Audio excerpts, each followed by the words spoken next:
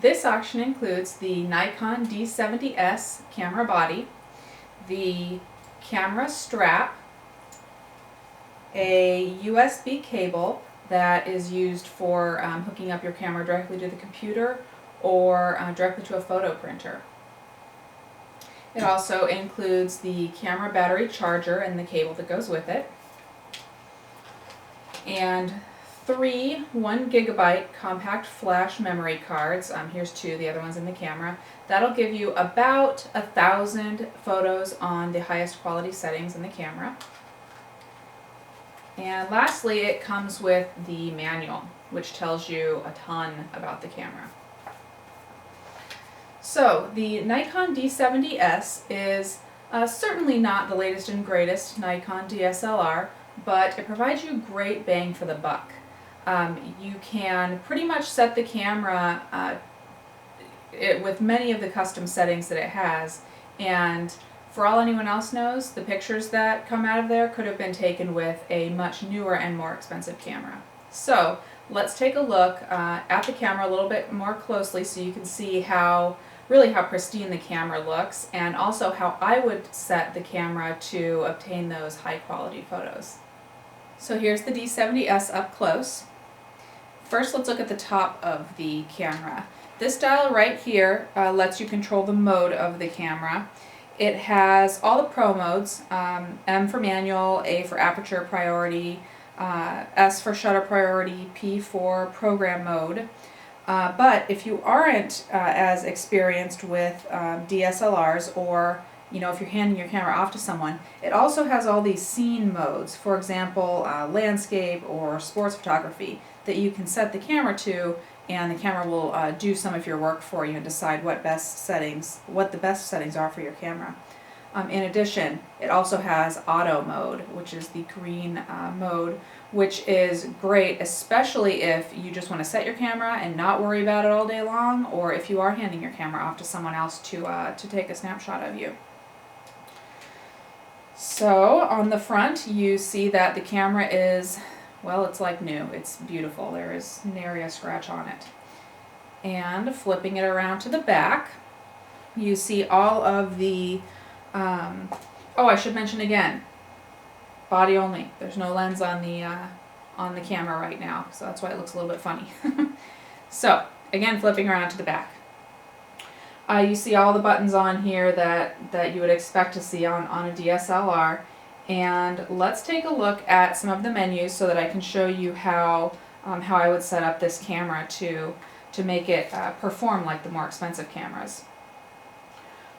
First, you have this menu where you can set a bunch of things in the camera, but one of the menus that I particularly like, or the menu options, is this Optimize Image menu. And you can customize how your camera will show the images or record the images. You have lots of preset standards like normal, vivid, sharper, softer, direct print for if you're going to hook up your camera directly to a photo printer, portrait, landscape.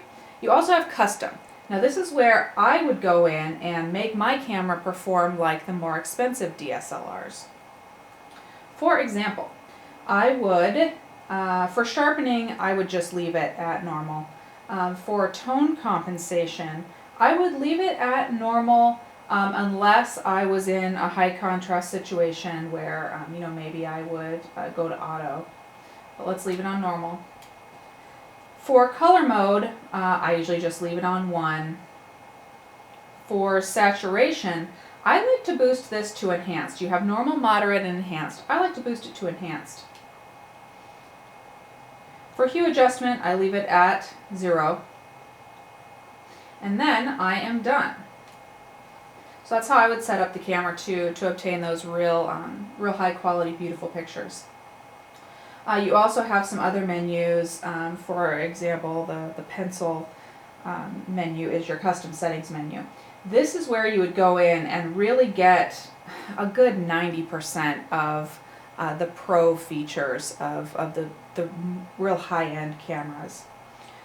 You could pretty much change anything you want in here. And then you also have, this wrench menu, the tools menu. So you have lots of options in here to set up your camera. So as you can see, the camera is in pristine condition. It actually has only had a little over 28,000 photos taken with it. And though this camera isn't the latest and greatest, like I said before, it really provides you good bang for your buck, so definitely don't overlook it.